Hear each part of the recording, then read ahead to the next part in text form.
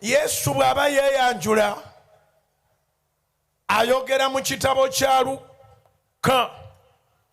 Luka essula 4, Luke chapter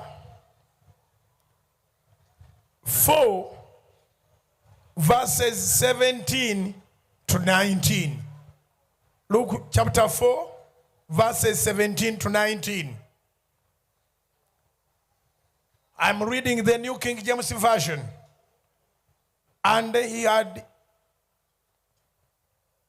Luke chapter 4 verse 17 to 19. And he was handed the book of the prophet Isaiah.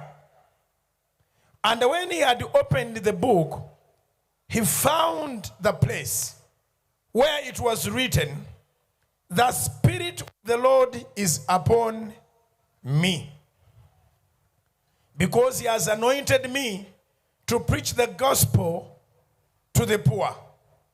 Number one, to preach the gospel to the poor is a priority. Number one, he has sent me to heal the brokenhearted. Number two, Jesus came to heal the brokenhearted. Number three, to proclaim liberty to the captives. To give the captives liberty. That's number three. Number four, and the recovery of sight to the blind. That's number four. Recovery of sight to the blind. Number five, to set at liberty those who are oppressed. Setting at liberty those who are oppressed. That's number five. Number six is found in verse 19.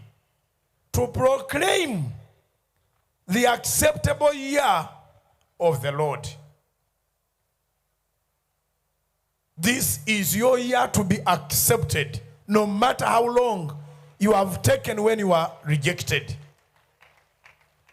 Ekinsomeseza y'oluzungu ate n'ensoma New King James Version, lwakubanga ey'oluzungu eya New King James Version ekyatuweera ddala ensonga 6 ezaleeta Yesu. Ensonga 6 Yesu ze yayogerako. New King James Version ezijjayo bulungi.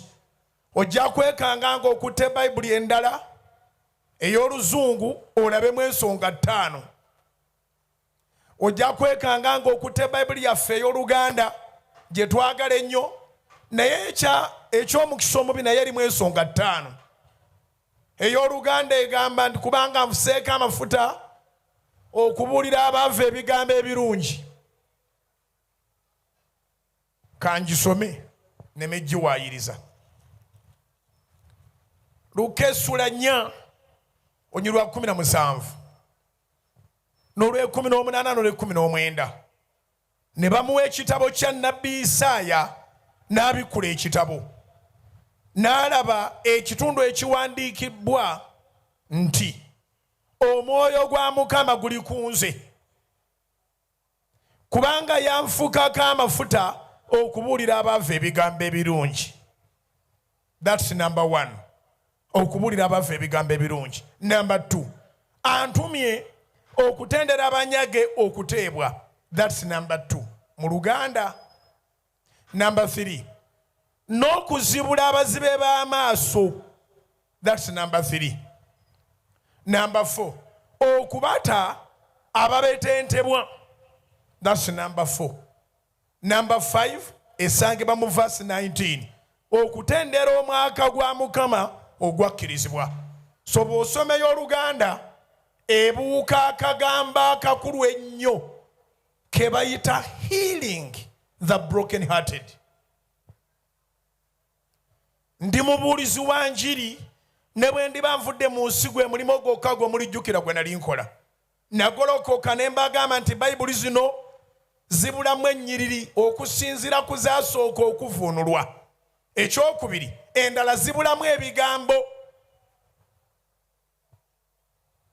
kati ng'eno yeeraga lwatu nti akagambo k'okuwonya emitima egimenyese tibaakaleeta, naye ebyaleeta Yesu biri 6 tebiri 5. Omukaaga kubuulira abaavu ebigambo ebirungi, okuwonya emitima egimenyese, okutendera abanyage okuteebwa,